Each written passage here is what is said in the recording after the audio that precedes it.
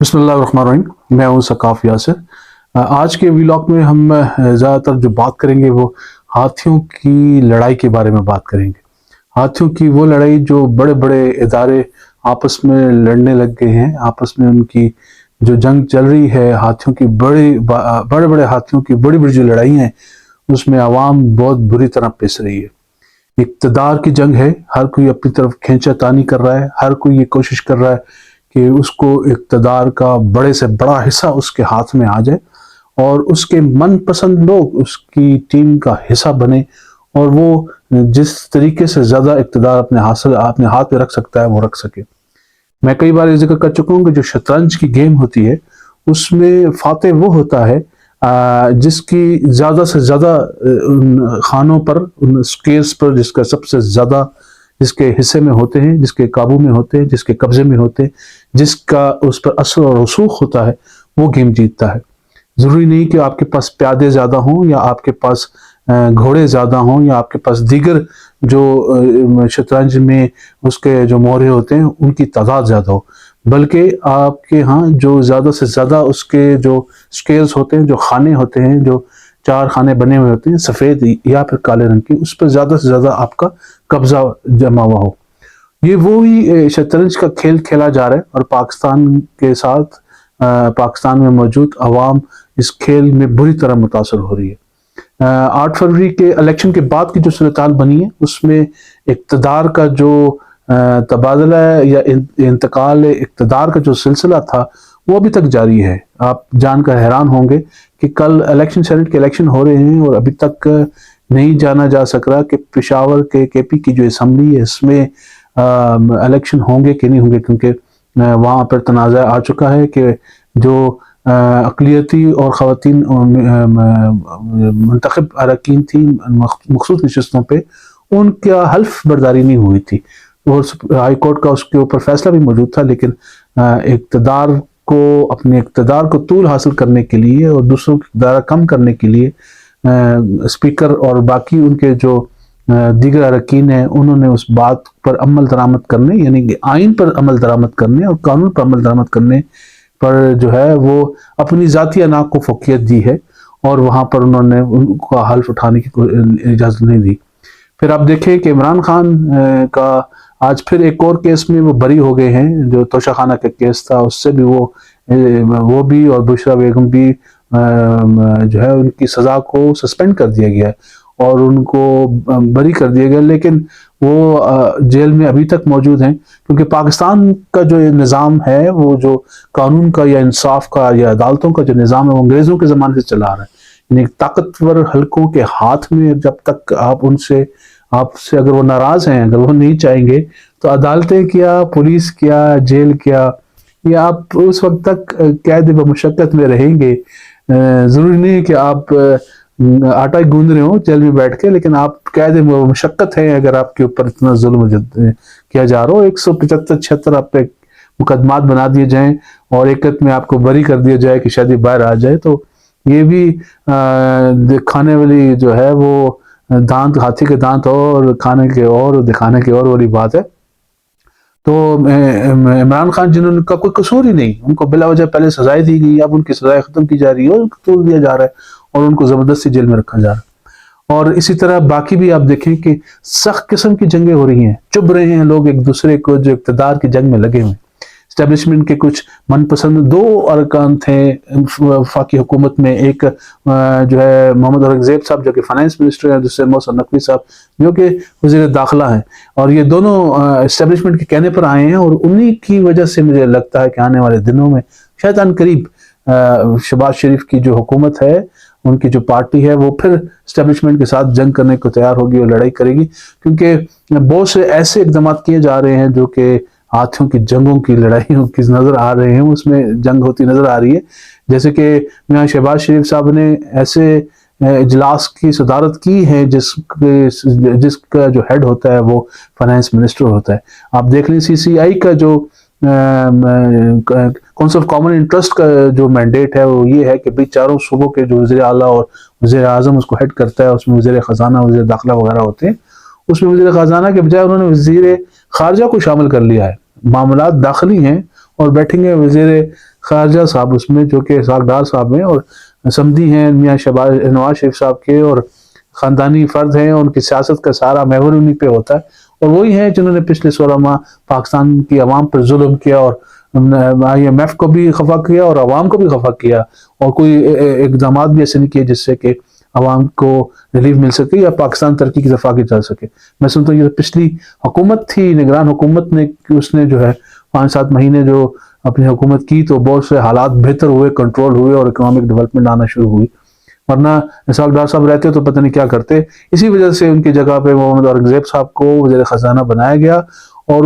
وہ چب رہے ہیں ابھی میاں صاحب کو، میاں شہباز شریف صاحب کو بھی اور اسحاق ڈار صاحب کو بھی، اور ان کو کام کرنے نہیں دیا جا رہا جس طریقے سے وہ کرنا چاہیے، جس طریقے سے ان کی انوالومنٹ ہونی چاہیے فائنانس کے فیصلہ سازی پر اور معاملات پر۔ بہرحال ان کو موقع دیا گیا۔ ہم پاکستان میں ہمیشہ جو ہیں وہ تجربے کرتے ہیں، پاکستان ایک بہترین تجربہ گاہ ہے، لیبارٹری ہے، وہاں پہ ٹیسٹ کیے جاتے ہیں، وہ لیبارٹری جو کہ کسی یونیورسٹی میں یا اسکول کالج میں ہوتی ہے، کوئی بڑے لیول کی لیبارٹری بھی نہیں، اسکول کالج کے اسٹوڈنٹس کے لیے لیبارٹری کے چیک کرتے ہیں یار یہ والا پرزہ کام کرے گا کہ نہیں کرے گا، یہ والا جو کمپوزیشن ہے یہ کام کرے گی کہ نہیں کرے گی۔ اور اسی طرح اس کمپوزیشن میں اورنگزیب صاحب کو بھی آزمایا گیا کہ دیکھتے ہیں کہ پریزیڈنٹ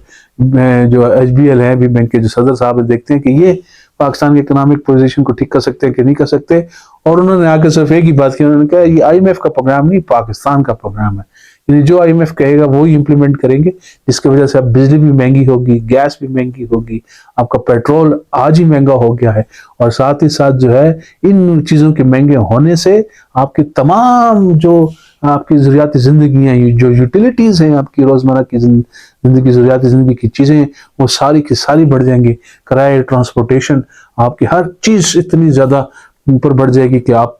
کی سوچ سے باہر ہو جائیں گی۔ لیکن کرنا کیا ہے کہ 7 ارب روپیہ ہمیں آ جائے اگلے 2-3 مہینوں میں، تاکہ 2-3 سالوں کے لیے پاکستان جو ہے وہ ڈیفالٹ نہ کرے، یا پاکستان کے جو حکمران ہیں وہ آرام سے زندگی گزار سکیں، زیادہ پریشان نہ ہو، ٹینشن نہ لیں، اپنی بلڈ پریشر کی گولیاں وہ کم کھا سکیں۔ محسن نقوی صاحب جو کہ وزیر داخلہ ہیں، اور جو چیف منسٹر صاحبہ ہیں نواز شریف صاحبہ، وہ ان کی بھی آپس میں کھن بن ہو گئی، ان کی بھی لڑائی ہو گئی کہ انہوں نے کہا جی جو DIG صاحب ہیں ان کو ہم اسلام آباد میں IG لگائیں گے، اور IG میں موجود جو DIG صاحبان تھے، وہ جو سینئر تھے، انہوں نے کہا جی آپ ہمارے جونیئر کو ہمارے اوپر بٹھا رہے ہیں، ہم بھی اللہ کے والے بائے بائے۔ اور مریم نواز نے کہا نہیں جی میں تو اپنی ٹیم بنی ہوئی ہے، میں اپنا بندہ کیوں ہوں، آپ کسی اور کو لے کر آئے۔ اور محسن نقوی صاحب بجد ہے کہ بھئی آپ نے سیکٹری میری مرضی کا نہیں لگایا، وہ بھی شہباز شریف صاحب کی مرضی کا آ گیا، اب کم از کم آج ہی تو مجھے اپنی مرضی کا لگانے دیں۔ اور مریم نواز کے لیے نہیں ہے تو ہم اب یہاں پہ پرفارم کر رہے ہیں، اور اتنے اچھے آفیسر کو ہم کیسے دیں؟ تو ایک جنگ چل رہی ہے، ہر طرف سے کھینچا تانی۔ 6 ججز جو کہ منی سپریم کورٹ کہلاتی ہے، اسلام آباد ہائی کورٹ، نیئر ٹو آپ کہہ سکتے ہیں کہ سپریم کورٹ ہوتی ہے، اور وہ اپنے آپ کو بھی بڑی پاورفل سمجھتی ہے، اور اس کا بھی اسلام آباد، کیونکہ تمام جو ہائی کورٹس ہوتی ہیں ان کی جورسڈکشن ان کے اپنے پروونسز ہوتے ہیں، ان سے باہر بھی کرتے ہیں لیکن اس کے اندر زیادہ ان کو جورسڈکشن بنتی ہے۔ لیکن اسلام آباد ہائی کورٹ تو اپنے آپ کو سمجھتی سپریم کورٹ کا چھوٹا بھائی ہے، خود کو سپریم کورٹ سمجھ رہی ہوتی ہے، کیونکہ بہت سے اداروں پہ کنٹرول ہوتا ہے۔ وہ یہ کہہ رہی ہے کہ ہمیں کام آزادی سے کام نہیں کیا جا رہا ہے، ہمارے انٹرفیرنس ہو رہی ہے اور ہماری اسپائنگ ہو رہی ہے۔ اور یاد رہے کہ یہی اسپائنگ کا کیس جو ہے جج صاحب ہمارے چیف جسٹس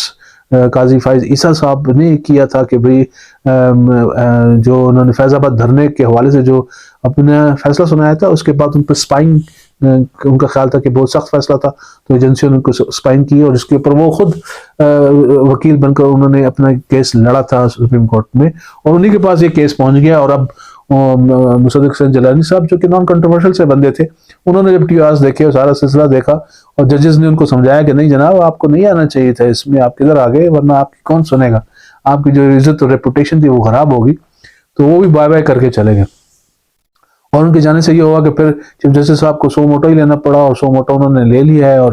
بدھ سے پھر جو ہے وہ اب اس پہ کاروائی، کچھ بھی نہیں ہوگا، کیا ہونا ہے، کچھ ہونا ہے، یہ تو لڑائی ہے، بڑے بڑے جو ہاتھی ہیں ان کی لڑائی ہے۔ اسٹیبلشمنٹ چاہتی ہے کہ ہمارا داغ پہ بیٹھے، عدلیہ چاہتی ہے ہماری داغ پہ بیٹھے، وزیر داخلہ چاہتے ہیں ہمارے داغ پہ بیٹھے، چیف منسٹر پنجاب چاہتی ہیں ہمارا داغ پہ بیٹھے، KP کی جو اسمبلی ہے وہ چاہتی ہے ہمارا داغ بھی بیٹھے، یہاں پہ وزیر اعظم چاہتے ہیں ہمارا داغ بھی بیٹھے، ہر کوئی اپنا کر رہا ہے، اور سارے کے سارے یہ نہیں سوچ رہے کہ عوام کا کیا بنے گا جہاں پہ پیٹرول مہنگا، بجلی مہنگی، گیس مہنگی، ان چیزوں کی وجہ سے روزمرہ کے تمام اشیاء مہنگی، کرائے مہنگے، لوگ کہاں سے کھائیں گے؟ غریب لوگ مزید غریب ہو گئے، جو غربت کی لکیر تھی وہ زیادہ بلند ہو گئی، اور اس کے اندر آنے والے لوگوں کے افراد نہیں بلکہ خاندان کا اضافہ ہو چکا ہے، جو غربت کی لکیر سے زیادہ نیچے چلے گئے ہیں۔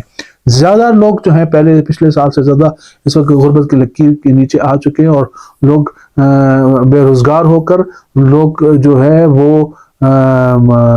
بے خودکشیاں کر رہے ہیں اور بے روزگار ہو کر مر رہے ہیں، اپنی حالات زندگی بتانے کے قابل نہیں ہے۔ ہمارے میڈیا صرف یہ بتا رہا ہے کہ بھئی 6 ججز نے خط لکھ دیا، اور جو چیف جسٹس صاحب نے انہوں نے سو موٹو لے لیا، مصدق دلانی صاحب نے واپس آ گئے، حکومت نے جو ہے کمیشن بنا دیا۔ صرف یہی مسئلہ ہے ہمارے ملک میں، اور کوئی مسئلہ ہی نہیں ہے۔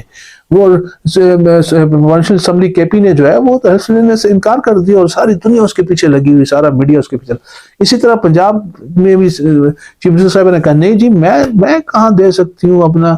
ڈی آئی جی، اور تو ہے ہی آفیسر ہی نہیں ہے پورے پنجاب میں ان جیسا، حالانکہ کتنے کانفیڈنٹ لوگ موجود ہیں۔ اسی طرح داخلہ صاحب کہتے ہیں نہیں جی میرا تو چیف صاحب سے بڑی یاری دوستی ہے، میں اب سفارش کروں گا وہاں سے ان سے بات کروں۔ بہرحال یہ ہاتھیوں کی جنگ میں ہماری عوام بری طرح پس رہی ہے۔ ان تمام مسائل کا حل ہونا چاہیے۔ ہم چاہتے ہیں کہ ان بیچارے غریب اور مسکین اور جو ضرورت مند ججز صاحبان ہیں ان کی اسپائنگ نہیں ہونی چاہیے، ان پر پریشر نہیں ہونا چاہیے۔ ہم مانتے ہیں کہ پاکستان کی حفاظت کے لیے ایجنسیوں کو اپنا کردار ادا کرنے کی مہلت ملنی چاہیے۔ ہم جانتے ہیں کہ بھئی جو کے پی میں جن لوگوں کے انتخاب ہوا ہے ان کا حلف لے لینا چاہیے، لیکن ساتھ ساتھ جو ہے وہ جن کی حکومت ہے، جن کو عوام نے ووٹ دیا ہے، ان کو بھی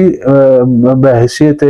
ان کو بھی حصہ بحیثیت جزا ان کو ملنا چاہیے، جتنا ان کا حصہ بنتا ہے ان کو ضرور ملنا چاہیے۔ ہم جانتے ہیں کہ پنجاب بڑا بھائی ہے، بڑا صوبہ ہے، اس کی بہت بڑی ضروریات ہیں، اس کو ون ون پوزیشن لینا بڑی ضروری ہوتی ہے، ان کے مسائل بھی حل ہونا چاہیے، ان کو بھی ڈسٹرب نہیں کرنا چاہیے۔ ہم مانتے ہیں کہ بھئی آپ کے ملک کی سیکیورٹی کی بری صورتحال ہے، اور محسن نقوی صاحب یا وزیر داخلہ صاحب اقدامات نہیں کر سکیں گے، اس طرح سے نہیں کام پرفارم کر سکیں جب تک ان کے پاس ان کی مرضی کی ٹیم نہیں ہوگی۔ ہم ساری باتیں مانتے ہیں، لیکن خدا را غریبوں کا بھی سوچ لیجیے، 24 کروڑ 25 کروڑ عوام کا بھی سوچ لیجیے۔ آپ 24 25 26 بندے ہوں گے سارے، جن کی اقتدار کی جنگ لگی ہوئی ہے، جن کی آپس میں ہی ٹسل لگی ہوئی ہے، جو ایک دوسرے کے ہی ٹیگ آف وار کر رہے ہیں، کھینچا تانی کر رہے ہیں، ایک دوسرے کو ہی کھینچ رہے ہیں، ایک دوسرے کے بال کھینچ رہے ہیں، ایک دوسرے کے گریبان پکڑے ہوئے ہیں، ایک دوسرے کو گالم گلوچ کرتے ہیں۔ روزانہ میڈیا کے لیے کوئی نہ کوئی آپ لوگوں نے تیار مواد رکھا ہوا ہوتا ہے، وہ عنایت کرتے ہیں، لیکن خدا را پیٹرول آج پھر آپ نے 10 روپے بڑھا دیا، کل پھر آپ بڑھائیں گے، کیونکہ آپ نے 60 کے بجائے اس کو 100 روپے لیوی کر کے لے کے جانا ہے، اپنا جو ضرورت کا ٹیکس ہے وہ 100 روپے لے کر جانا ہے، لیکن عوام کے لیے کمی کے لیے کسی نے کچھ نہیں سوچنا۔ کوئی ایک پالیسی آپ نے آج تک نہیں بنائی جس سے IMF سے ہماری جان چھوٹ سکے اور عوام کی بہتری ہو سکے۔ آج ہمارے گھر میں جو ملازمہ کام کرتی ہے وہ 1,28,000 روپے کا گیس کا بل لے کر آئی ہے، اور دکھا کے مجھے حیران کر دیا کہ 1,28,000 روپے کا بل، اور وہ بھی صرف گیس کا۔ اس بیچاری کی تو تنخواہ صرف 14,000 روپے ہے، وہ کہاں سے پورا کرے گی؟ اس کے کیا بچے نہیں ہیں، اس کا گھر بار نہیں ہے، کرائے کے گھر میں رہتی ہے، وہ اپنے ماں باپ کو دوائیاں کہاں سے پوری کرے گی؟ وہ اپنے عید اور رمضان کیسے پورے کرے گی؟ لیکن یہاں پر ہے کہ جنگ و جدل جاری ہے، اور ان کے نزدیک سپریم کورٹ میں صرف جو ہے وہ 54,000 کیسز پینڈنگ ہے۔ آپ کی 15% پورے پاکستان کے تمام کیسز کی جو پینڈنگ ہے وہ ہائی کورٹس میں موجود ہے۔ 24 لاکھ پورے پاکستان میں جو کیسز ہیں وہ پینڈنگ پڑے ہیں، لیکن یہاں پر ان کو اپنے 6 ججز کو اپنے خط کی پڑی ہے۔ میں یہ سمجھتا ہوں ہم ان کی حمایت نہیں کر رہے، ہم کنڈیم کرتے ہیں جو ان کے ساتھ اگر برا ہوا، لیکن خدا را عوام کا سوچ لیجئے، خدا را عوام کو سہولیات پہنچائی، خدا را عوام کو انصاف پہنچائی۔ روزانہ لوگ کچہریوں میں، عدالتوں میں، تھانوں میں، کچہریوں میں، ہسپتالوں میں، اسکولوں میں غرق ہو رہے ہیں، برباد ہو رہے ہیں۔ کوئی ایک تو ان کی سن لیں، کوئی ایک تو ان کی طرف توجہ دے دے، کوئی تو پالیسی بنا لیں، کوئی تو عوامی پالیسی بنا لیں، کوئی ایک قانون بنا لیں عوام کے لیے۔ یار خدا را کچھ بنا لیجئے، آنے والے بجٹ میں کچھ ریلیف دے دیجئے۔ مجھے نہیں سمجھ آتی کہ ہم کس طرف بڑھتے چلے جا رہے ہیں۔ کل پھر کسی ولاگ کے ساتھ حاضر ہوں گے جی. بہت شکریہ. السلام علیکم.